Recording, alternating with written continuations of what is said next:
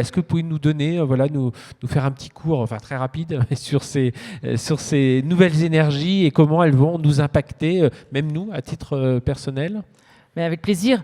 Alors, sur le biométhane, d'abord, donc Air Liquide est dans l'activité de production de biométhane depuis maintenant quelques années.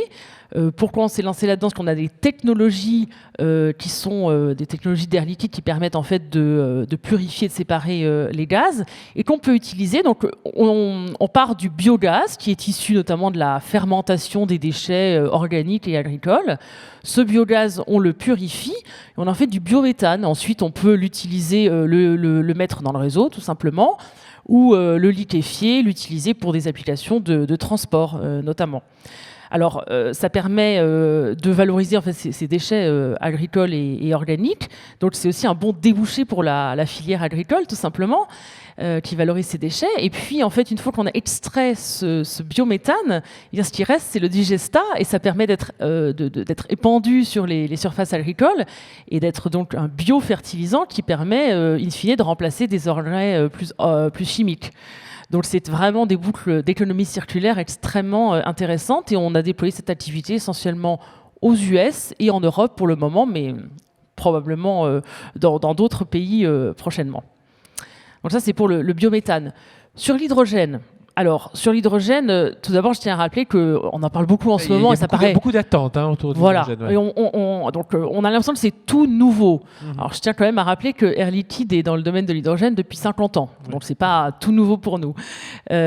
Pourquoi ? Parce que l'hydrogène, ça sert notamment à la propulsion des fusées. Et donc, nous, on a été un acteur important dans le domaine du spatial sur l'hydrogène. Et puis, l'hydrogène, ça sert aussi aujourd'hui à désulfurer les carburants. Donc, les raffineries en ont besoin aujourd'hui.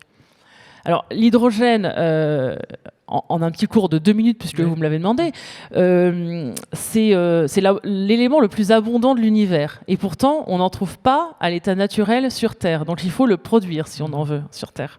Alors, il y a 2 moyens. C'est soit à base d'hydrocarbures, soit on casse la molécule d'eau avec de l'électricité et on produit de l'hydrogène et de l'oxygène. C'est ce qu'on appelle l'électrolyse. Et si on utilise de l'électricité propre, eh bien, on a de l'hydrogène propre à la fin. Alors, c'est là-dessus qu'on travaille beaucoup en ce moment, à la fois en développement, mais on a déjà des projets réels et concrets qui sont sur le terrain chez Air Liquide. On a annoncé cette semaine, d'ailleurs, qu'on avait construit et démarré le plus grand électrolyseur à base de technologie PEM du monde, qui est à Bécancour, au Canada, pour 20 MW. Alors, 20 MW, ça ne vous parle peut-être pas, mais ça fait plus que 8 tonnes par jour d'hydrogène qui sera produit, qui est produit à partir de maintenant. C'est vraiment une très très grande réalisation. Puis on continue évidemment les développements pour aller plus loin sur des plus grandes tailles et d'être plus compétitif. Puis ensuite, l'hydrogène, une fois qu'on l'a produit, il faut l'utiliser, il faut le transporter. On a aussi des technologies sur toute cette chaîne de valeur, de la liquéfaction de l'hydrogène, ou sa compression, puis son stockage, son utilisation.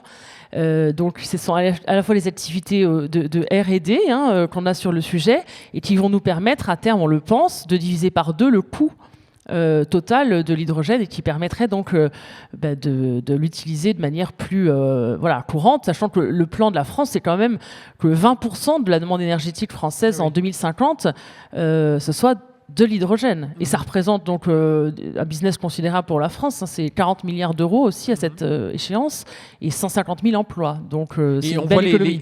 Et les entreprises clientes d'Air Liquide aujourd'hui, la demande, elle vient beaucoup vers ces... La demande est extrêmement forte et la crise n'a absolument pas ralenti cette demande. Au contraire, nos clients nous sollicitent énormément pour qu'on puisse leur fournir des nouvelles solutions pour réduire leurs propres émissions.